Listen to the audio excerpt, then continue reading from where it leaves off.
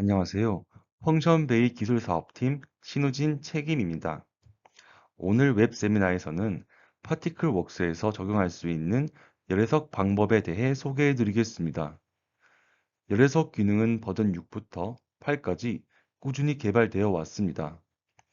본 발표는 지금까지 업데이트된 기능들의 전반적인 소개 내용을 담고 있습니다. 그럼 발표 시작하겠습니다. 먼저 목차입니다. 우선 파티클 웍스에서 적용할 수 있는 열애석 기법들에 대해 말씀드리겠습니다. 이후 열애석을 어떻게 현업에 적용할 수 있는지 간단한 예제들을 통해 설명드리겠습니다. 첫 번째로 파티클 웍스의 열애석 기능 소개입니다. 열 전달 메커니즘은 전달되어지는 방식에 따라 세 가지로 분류할 수 있습니다. 대류는 유체의 이동으로 인해 열이 전달되어지는 현상입니다. 외부로부터 강제적인 이동의 유무에 따라 자연 대류와 강제 대류로 분류되어집니다. 전도는 접촉된 두 물질 사이에서 온도 차이로 인해 고온에서 저온으로 열이 전달되어집니다. 복사는 전자기파 형태로 열이 이동하며 물체의 접촉이나 유체의 이동 없이도 열이 전달되어집니다. 이번 장에서는 파티클 웍스에서 해석이 가능한 열 전달 방법을 말씀드리겠습니다. 복사를 제외하고 대류 전도에 의한 열 전달 해석이 가능합니다. 유체의 온도 변화를 고려한 열 해석이 가능합니다. 열 전달 계수는 대류로 인해 열이 얼마나 빨리 이동하는지에 대한 척도입니다. 유체 해석을 통해 발생되어지는 열 전달 계수를 계산할 수 있습니다. 고체들의 접촉으로 인한 전도 해석 이외에도 대류와 전도를 포함한 복합 열 전달 해석 또한 가능합니다. 이를 통해 유체와 고체의 복잡한 대류와 전도로 인한 열 전달 현상을 분석할 수 있습니다. 간단한 예시를 통해 파티클 웍스의 열해석 적용 방법을 소개해 드리겠습니다. 여기서는 유체의 온도 변화만 고려합니다. 다음 그림과 같이 컵에 담겨 있는 커피에 다른 온도를 가진 우유를 붓는다고 가정하겠습니다. 유체의 운동에 의해 열 대류가 발생할 것입니다. 유체와 컵의 접촉면에서는 전단 속도로 인한 열 대류가 이루어지며 유체와 유체끼리의 열 대류도 이루어집니다. 또한 컵과 유체 및 유체와 유체끼리 접촉으로 전도가 이루어집니다. 이를 파티클 웍스에서 표현하면 오른쪽 그림과 같습니다. 컵은 고체로 등온 조건으로 가정할 수 있으며 고체의 열 전도도를 설정할 수 있습니다. 이때 등온 조건 적용 시 고체의 온도 변화는 고려할 수 없으며 일정한 상수값으로 입력됩니다. 또한 유체는 입자로 표현되어지며 해석을 통해 유체의 온도 변화를 확인할 수 있습니다. 다음은 HTC 계산과 복합 열 전달이 포함된 예시입니다. 이전 예시와 조금 다르게 공기 중의 온도를 고려하며 컵 하단에 열원이 추가되어집니다. 공기 중의 온도는 컵과 접촉하여 전도가 발생하며 열원과 컵과의 전도도 이루어집니다. 추가된 내용을 포함한다면 파티클 웍스에서는 다음과 같이 표현되어집니다. 공기 중의 온도는 등온 조건으로 설정되며 열 전도를 부여합니다. HTC는 부여한 조건에 대해 상수값으로 취급되거나 직접 계산이 가능합니다. 공기와 접촉한 면에 대해서는 직접 대류를 풀지 않기 때문에 상수로 취급됩니다.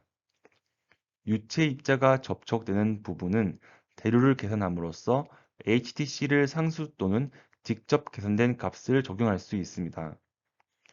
고체의 경우 셀이라는 격자를 고체 내부에 생성하여 셀과 셀 간에 유입 유출되는 히트 플럭스를 계산합니다. 이를 통해 고체 내부의 온도 변화를 나타낼 수 있습니다. 다음으로 열 전달 계수의 계산 방법에 더 자세히 알아보겠습니다. 열 전달 계수는 강제 대류에서 계산될 수 있으며 크게 두 가지 방법이 있습니다. 한 가지는 실험값을 피팅하여 사용하는 HTC 모델이 있습니다.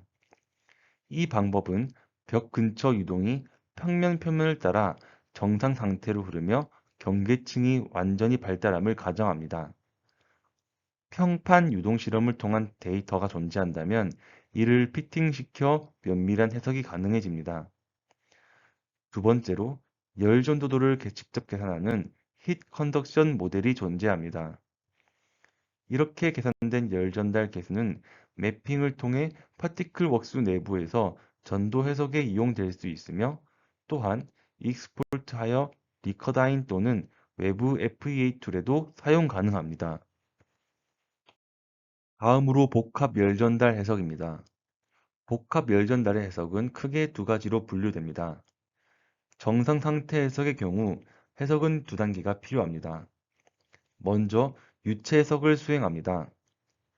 해석 결과로부터 HDC와 온도를 매핑한 데이터를 전도 해석의 경계 조건으로 설정할 수 있습니다. 부여한 경계 조건에 대해 전도 해석을 수행하며 정상 상태 절차가 완료됩니다. 두 번째로 비정상 상태 해석이 있습니다. 비정상 상태의 경우 유동과 온도 변화를 동시에 계산하기 때문에 하나의 해석으로 유체와 고체의 온도 분포를 확인할 수 있습니다. 또한 유체와 고체와의 온도에 따른 상호작용을 고려하는 투웨이 커플링 방식입니다. 온도와 유동을 함께 계산하기 때문에 정상 상태 대비 계산 시간이 오래 걸리게 됩니다. 다음으로 전도에 대하여 이론식과 비교한 검증 사례입니다. 그림과 같이 직육면체의 막대기 끝단에 온도에 대한 경계 조건을 부여하여 시간에 따른 온도 분포를 확인한 사례입니다. 케이스는 두 개로 나누어지며 경계 조건을 단순 온도 값으로 적용하는 디리킬렛 조건과 열 유량의 변화에 대한 노이만 조건에 대하여 전도 해석을 수행하였습니다.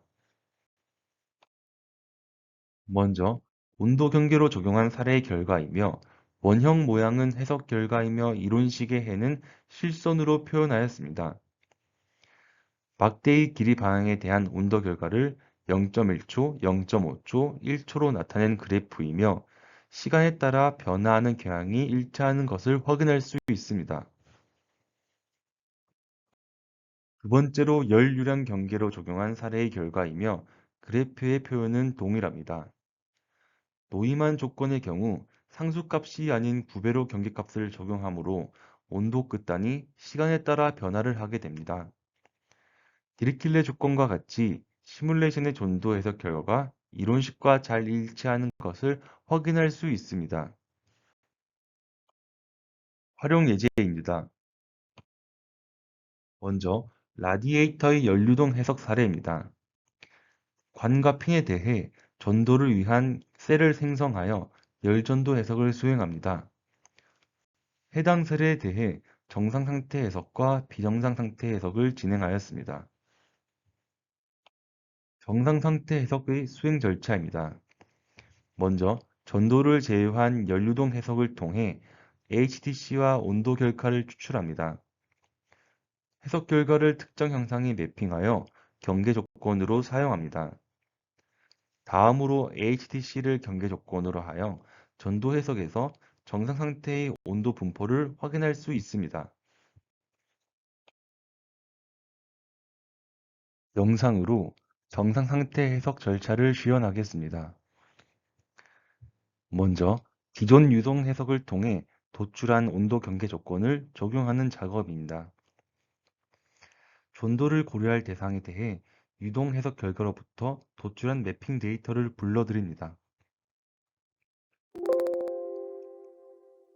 또 다른 대상에 대해 독일한 작업을 수행합니다.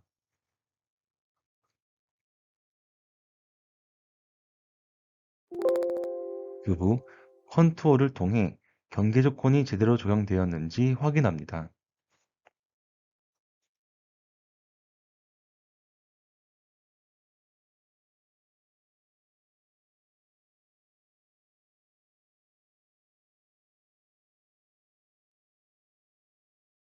이제 해석 설정 창을 통해 해석을 수행하게 됩니다.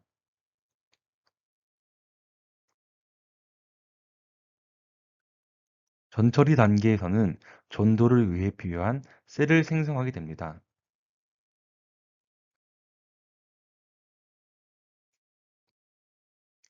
전처리 과정이 종료된 이후 해석이 완료되면 도출된 해석 결과를 매핑 기능으로 통해 3차원으로 확인하실 수 있습니다.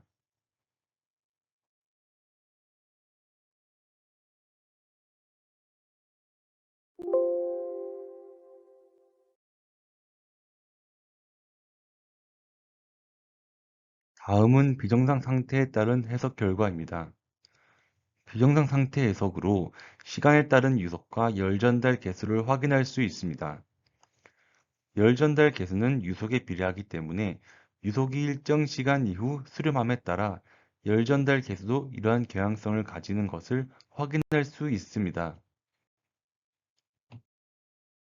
또한 비정상 상태 해석의 경우 대류와 전도의 상호작용에 따른 투웨이 커플링 방식으로 해석하며 하나의 해석으로 온도와 유속 결과를 모두 확인할 수 있습니다.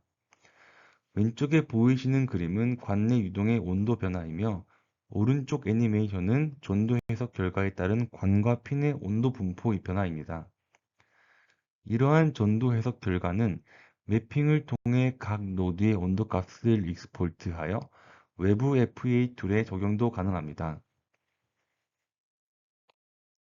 두 번째 예제로 전기모터 냉각 해석입니다.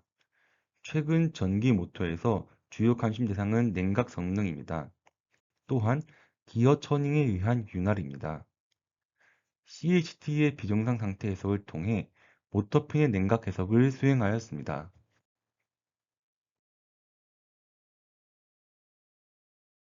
형상은 왼쪽 그림과 같으며 전기 모터 안에는 유성 기어가 존재합니다. 유성 기어의 핀이 연해 오일 유입구가 존재하며 200도의 코일에 20도의 오일을 분사합니다. 유동 해석 결과입니다. 유동 해석을 통하여 노즐로부터 분사된 오일의 유속 및 유동 방향을 확인하실 수 있습니다. 또한 유성기어의 회전으로 인한 천닝의 오일 거동과 윤활의 성능을 평가하실 수 있습니다. 다음은 냉각 성능 분석입니다. 오른쪽 상단 그림을 보시면 중력의 반대 방향에서 바라보는 것이 탑뷰입니다. 오일의 열 전달 계수 분포를 보면 코일의 윗면과 아랫면에 HTC 분포가 차이가 발생합니다. 이는 중력의 영향으로 분사된 오일이 아랫면으로 흘러 타고 오르는 것이 원인입니다. 이로 인해 코일은 아랫면이 윗면보다 더 빠르게 냉각되는 것을 확인하실 수 있습니다. 또한 거시적으로 유동과 코일의 온도 변화를 통해 냉각에 대한 경향성을 확인하실 수 있습니다. 그럼 이상 발표를 마치겠습니다. 감사합니다.